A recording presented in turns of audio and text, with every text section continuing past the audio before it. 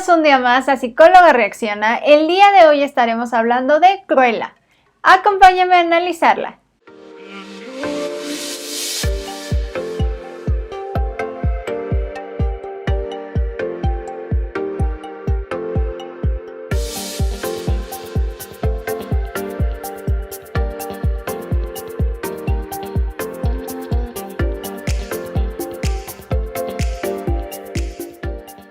Pues esta película es muy reciente, a mucha gente le ha gustado, a otra tanta no tanto, pero a mí me encantó. En lo personal a mí me gustó mucho porque nos refleja muchas cosas interesantes que nos sirven para aprender, crecer, como siempre se los digo.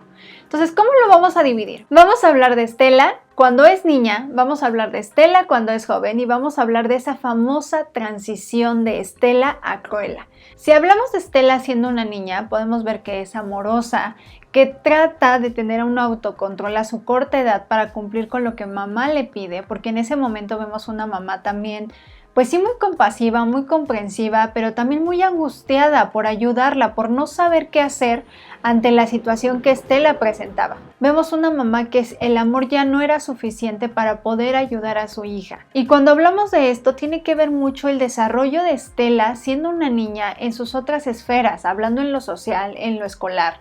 Vemos una niña que es rechazada por los demás por este comportamiento impulsivo. Vemos que le cuesta mucho trabajo seguir reglas, respetar límites. Y al final algo sucede con ella y ella misma lo manifiesta. No sé qué me pasa, no lo puedo controlar. Lo intento, pero no lo logro. Ojo, este es el primer foco rojo que nos presentan en la película para decir algo está sucediendo con ella desde la infancia. Más adelante vas a entender por qué te hago mención de esto.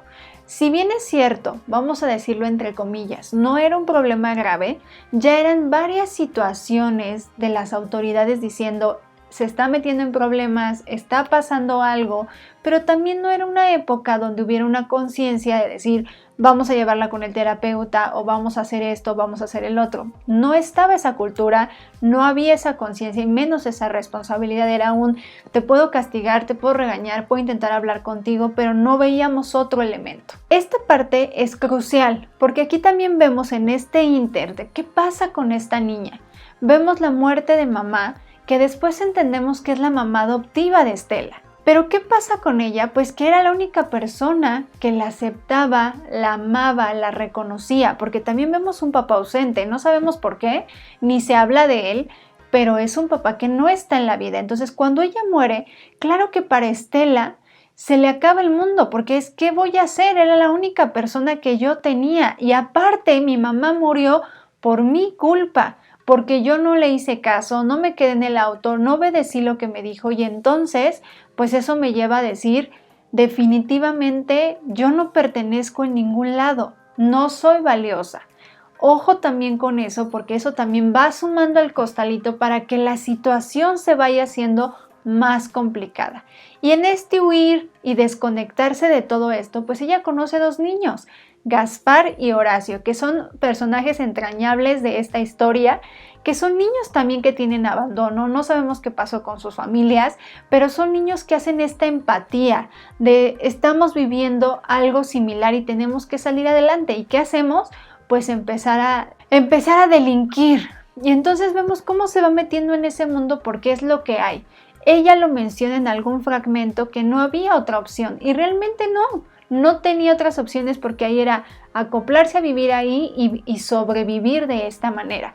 Que ese también es otro foco rojo, porque yo sé que era complicado ya lo que estaban viviendo, pero también esa acción de robar evidentemente no está bien ni puede estar justificada de ninguna manera. Y aquí también vemos, o al menos entendemos, por qué empieza este odio, rencor hacia los perros dálmatas.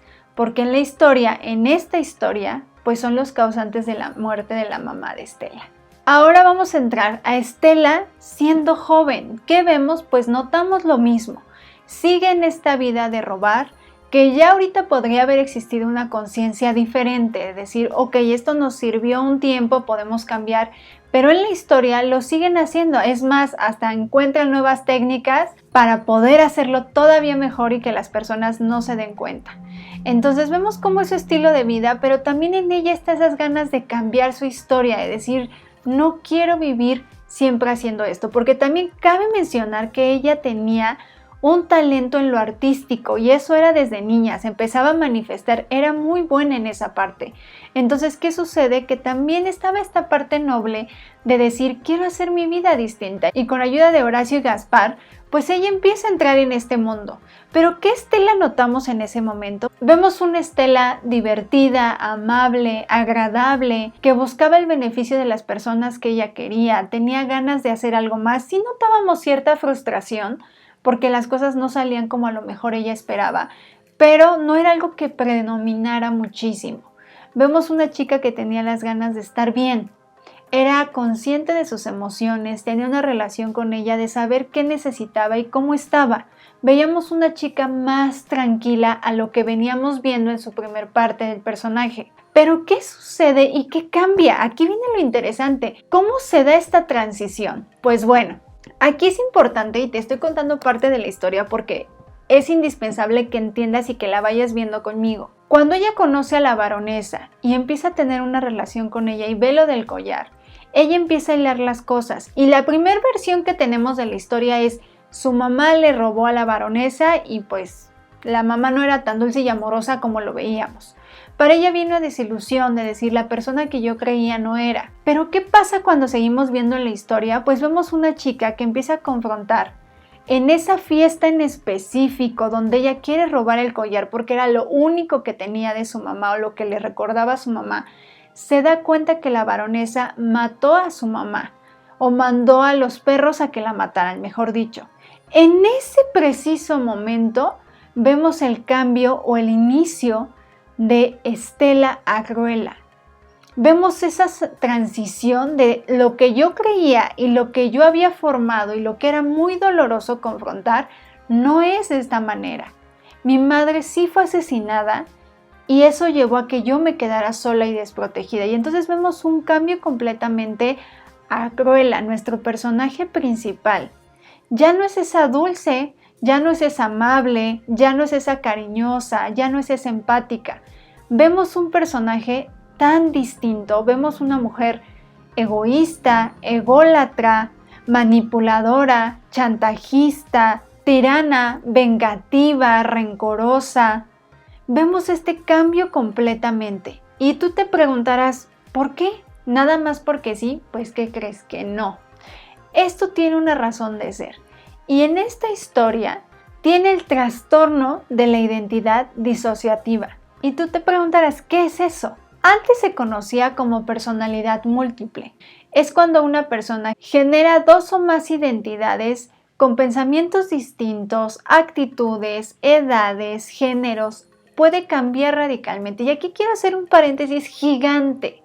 Porque si bien es cierto, las películas de Hollywood pueden ser muy entretenidas y divertidas, pero también nos han distorsionado mucho el pensamiento de lo que es este trastorno en específico y nos hacen ver que son asesinos seriales, que es gente que siempre va a dañar, incluida en la película de Cruella.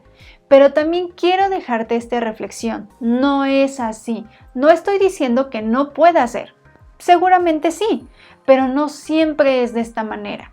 Son personas como tú, como yo, que simplemente tienen una situación que tiene que ser tratada con responsabilidad y respeto.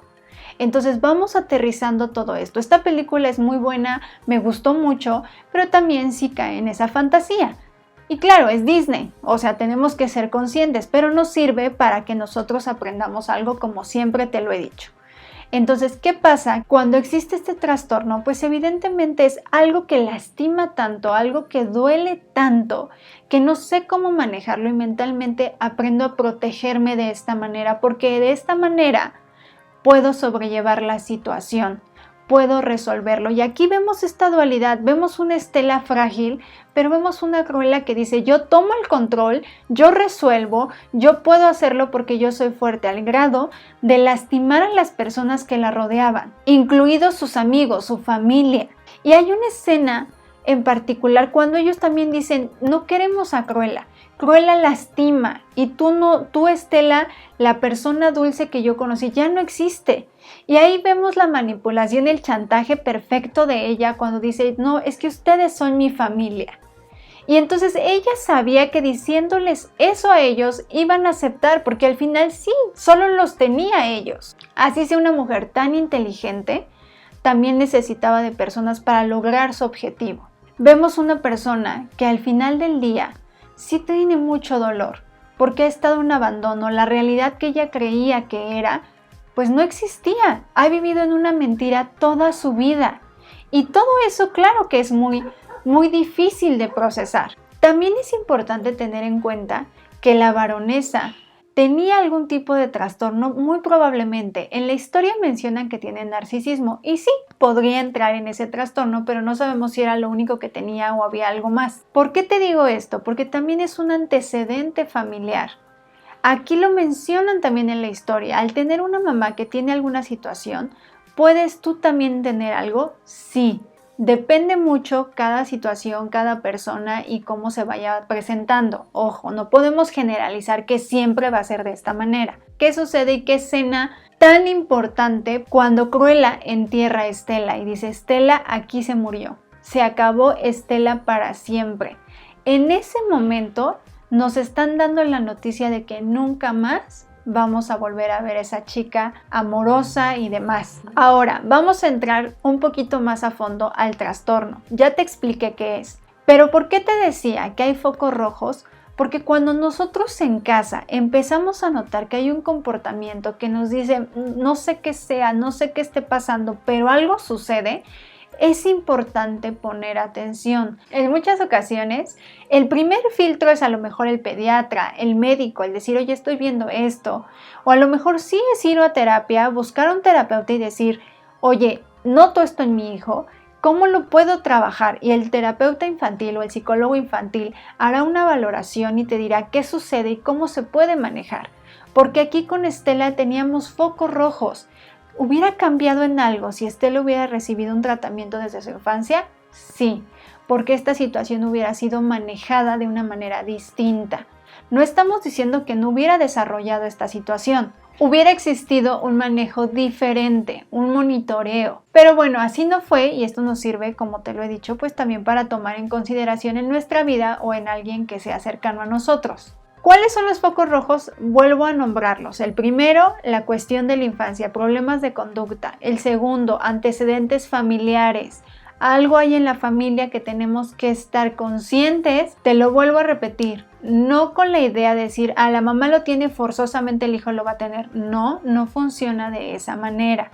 Simplemente si alguien de la familia lo tiene, nos sirve como referencia para decir, ok, voy a poner atención si puedo notar algo de esto o alguna cuestión similar. No para encasillar a la persona. Ojo. Tercer antecedente. Actos ilícitos. Puede haber uso de sustancias y demás, pero en este caso, en esta historia, estamos viendo que el tema de robar está muy presente.